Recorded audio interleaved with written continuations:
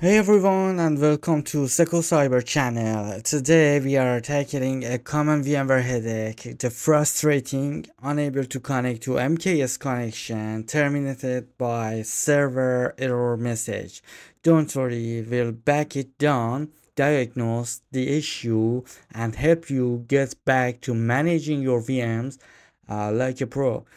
First, let's understand what is MKS. MKS is Management and Keyboard Service. It is a vital component in VMware, handling remote console access and other management tasks for your virtual machines.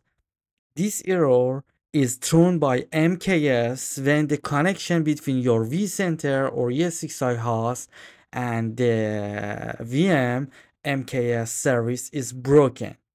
Please note that also less common, sometimes bug in VMware software can trigger this error. So please check for available updates or hotfixes from VMware to ensure you are running the latest versions. According to this video, I try to connect to host via ILO directly. You can use mouse and keyboard and monitor directly connect to your host and log in by root to your ESXi console.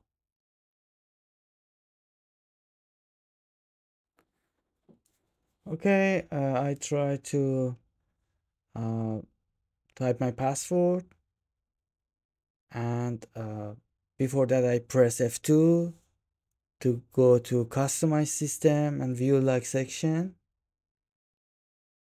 I press enter after type my password. Then I go to troubleshooting options.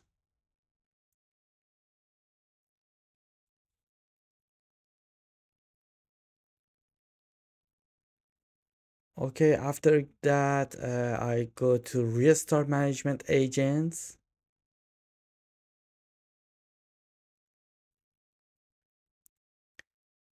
And then press F11 to restart management agents services. Please note that by restarting management agents, uh, your current virtual machine that's run at this host works correctly and without any problem, and all services work and network work correctly without any interruption.